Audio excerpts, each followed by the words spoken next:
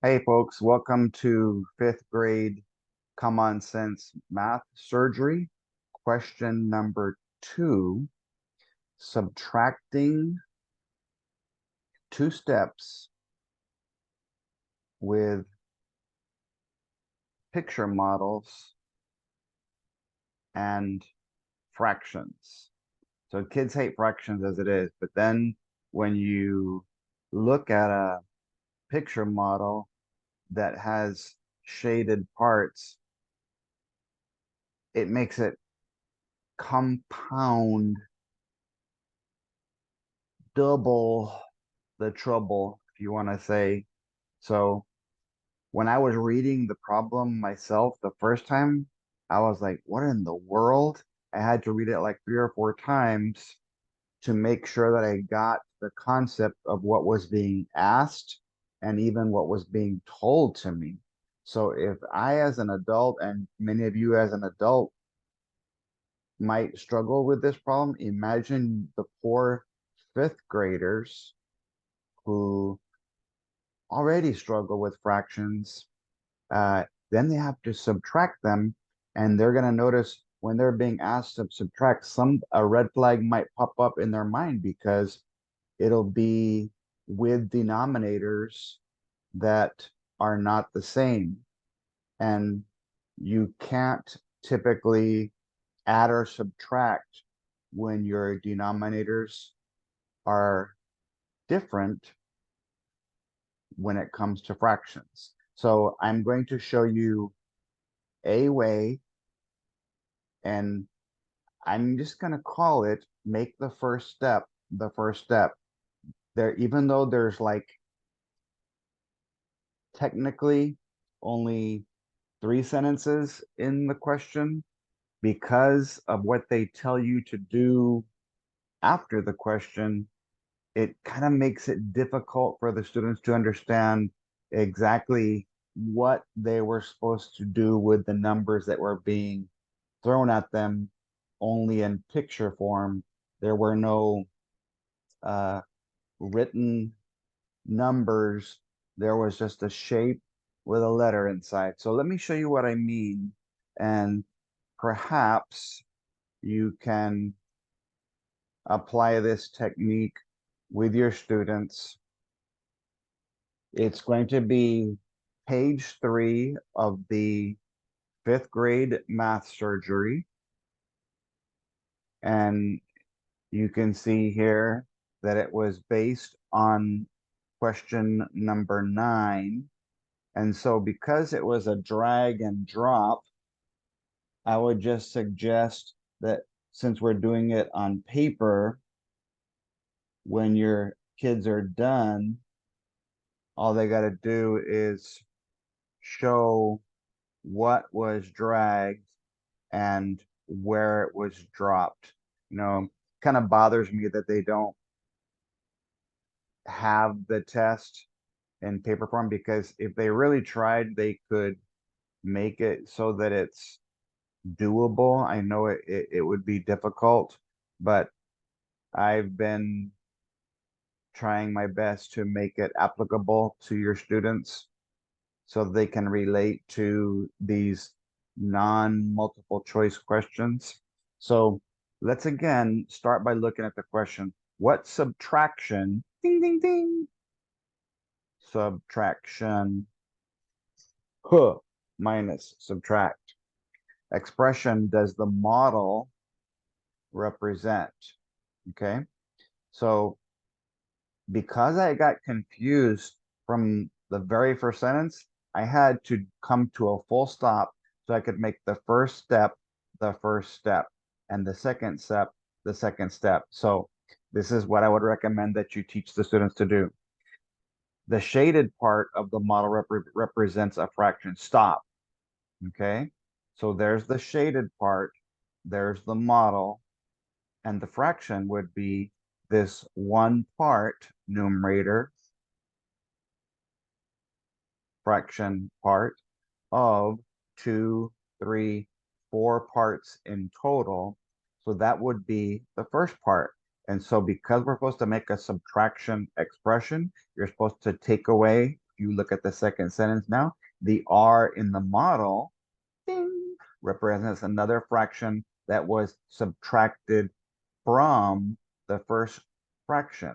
That means I'm gonna make sure I put that in right there. So as your kids go to that second step, make sure they stop there so they can write exactly what they're being asked. I'm gonna subtract something, R, from my first fraction, which we figured out was 1/4, that we could already drag and drop into box 1. Okay, so then the kids had to figure out, well, what happened with this 1/4 here? Well, it looks like they cut it exactly in half. So when you come down here, I went ahead and rewrote what the first two sentences look like. 1/4 minus the R that was subtracted from the first fraction, this second fraction, what is it? Okay. Now notice they didn't ask for that difference, the result when you subtract, even though in this case they're going to end up being the same. So let's put this in math terms, that they took the 1/4 and they divided it into two equal parts. Well, when you divide something by 2, that means it's 1/2 of what it was before. So you can teach your students to say this with their pencil in both ways. 1/4 divided by 2 is the same thing as 1/2 of 1/4. And if they're familiar with the term of meaning times, then they'll be okay. If they're not, they have to get used to that. Multiply. So in order to figure out what this R was when they divided that 1/4 in half, 1/2 times 1/4 equals 1 times 1 in the numerator, 1, 2 times 4 in the denominator, 8. So 1/8 is the R. And so before I get lost, I'm going to make sure I go and look and see if there's a 1/8. There it is. I subtracted half of 1/4. See it there, which is 1/8.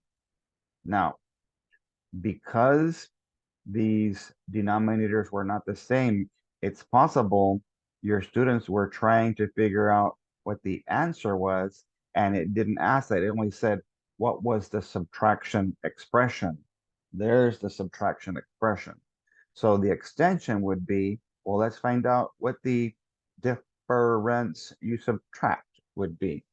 You would have 1/4, the shaded model, minus 1/8. 1/4, when you look at equivalent fractions, so I want to show you, if you look at page of your mini posters, equivalent fractions, common denominator guide, and it says here when you're adding fractions, but whenever you're trying to get common denominators, when you're adding or subtracting with fractions, in this case we're subtracting, we want to figure out, okay, 1/4 is the same as 2/8 is the same as 3/12. And so that's on page 10 of your posters. So if you want to extend this problem and actually do the subtraction, the students would have to make sure they have common denominators. So 1/4 is the same as, according to page 10, 2/8. 2/8 minus the 1/8 that we subtracted, which was letter R. This was the first fraction, the second box, the first box, the second box would have 1/8. So that means this part right here is the difference when you subtract. 1/8 would be left if you took 1/4 of this model and took away 1/2 of 1/4, which would be 1/8. very interesting, but hopefully that's a challenge. Now, with the place value chart, I want you to notice that I have boxes for the place value. So you can talk about thirds and sixths and ninths and twelfths, and you're going up and down. You can talk about fourths. So I went ahead and brought that fraction subtraction model over here to my fraction section because it's not a whole number. We were talking about what does this part represent. So the first part was one part shaded out of four. And then they said, if you break it in half equally, what would be one half of 1/4? And you would get 1/8, but all they were asking was, what does the subtraction expression look like? Well, 1/4 minus 1/8, and you would get 1/8 left. Okay, but keep in mind that in case the answers happen to be different than what you're subtracting, they're asking for the subtraction expression, not the difference when you subtract. Okay, so that's how I had to work my way through that very difficult question. And, you know, some of you in the upper grades are thinking, oh, when are you going to get to the upper grades? Well, I would bet that middle school and even some high school students would struggle with that problem because I did. And I'm a 60-year-old math minor who feels like I'm pretty confident and knowledgeable when it comes to applying uh, basic understanding to math questions and problems. So I hope that you like it. I hope you uh, enjoyed the seeing the little equivalent fraction thing. That way, in case your students do have to add or subtract, or they're working with equivalent fractions, I would suggest you take that page 10 and you have them extend it. Depending on grade levels, you might have to go further out in terms of uh, getting uh, least common multiples and those kind of things. The denominators the same when you're adding and subtracting, like we were doing with that one to find out what the difference was. So that was our most difficult fifth grade question. It only had 15% correct in Texas, which means 85 of every 100 students, 85%,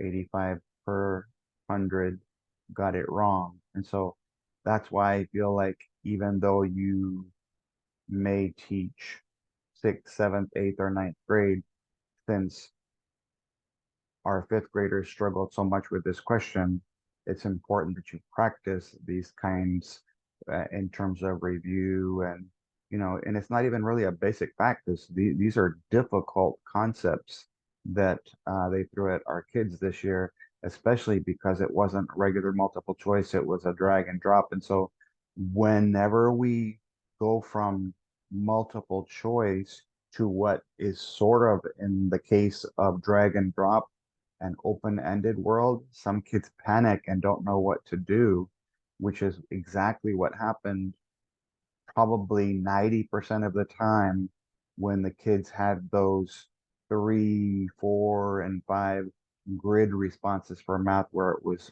open-ended. We have to practice. I would suggest maybe instead of letting your kids see all the choices all the time, cover them up with a piece of paper and have them write their work like on the paper itself. We talked about lab work in our last video, the lined and the blank paper. I would suggest place a blank paper or line paper. If you want to do place value, you can do it like many of you do, where you turn the paper horizontally so that you can separate the ones from the tens from the hundreds, and then use the space over to the right of that red line. Um,